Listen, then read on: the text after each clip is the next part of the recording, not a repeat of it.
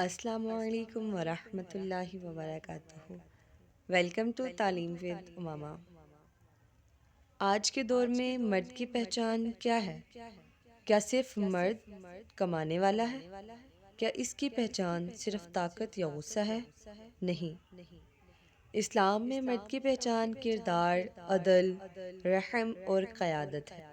قرآن پاک میں ارشاد ہے الرجال قوامون علی النساء، مرد عورتوں پر ذمہ دار اور محافظ ہے۔ مرد محافظ ہے، سہارا ہے، رہنما ہے۔ یہ منصب طاقت سے نہیں، ذمہ داری سے ملتا ہے۔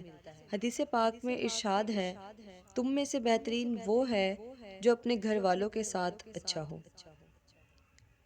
نبی صلی اللہ علیہ وآلہ وسلم جو دو جہانوں کے سردار، سرور کونین، یہ سنت تھی کہ خود اپنے جوتے سیے اور گھر کے کاموں میں شریک ہوتے تھے، اپنی بیوی سے مشورہ کیا کرتے اور بچوں کے ساتھ کھیلا کرتے تھے۔ یہ تھا اصل مرد جو محبت اور حکمت اور اخلاق سے گھر چلاتا ہے۔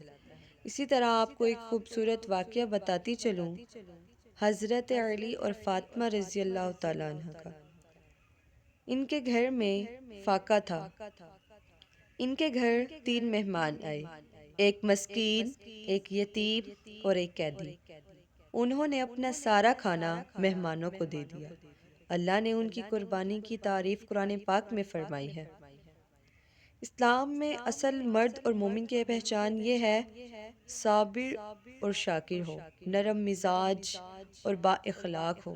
نمبر 3، رزق حلال کمانے والا ہو۔ نمبر 4، عورتوں کی عزت کرنے والا ہو۔ نمبر 5، بچوں کی تربیت میں شریک ہو۔ نمبر 6، حق بات پر ڈٹ جانے والا ہو۔ یہ سربراہی کوئی غرور نہیں بلکہ ایک آزمائش اور خدمت ہے۔ اسی طرح آپ کو خلیفہ کی ایک واقعہ بتاتی چلوں، حضرت عمر رضی اللہ تعالیٰ عنہ خلیفہ تھے۔ اتنا بڑا منصب ملنے ہوئے باوجود بھی اپنی بیوی کے ساتھ گھر کے کاموں میں شریک ہوتے تھے، بچوں سے پیار کرتے تھے اور بیوی کی باتیں سنا کرتے تھے۔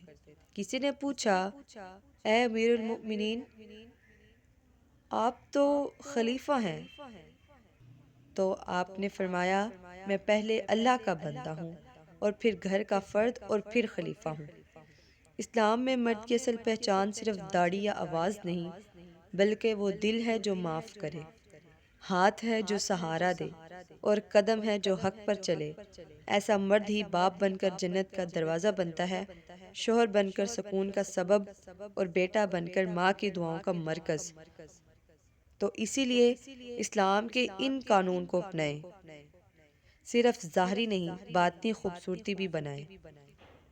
اللہ تعالیٰ آپ کو ان پر عمل کرنے کی توفیق دے۔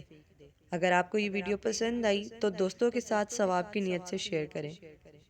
ہو سکتا ہے آپ کے ایک شیئر سے کوئی اسلام کے راستے پر چل پڑے۔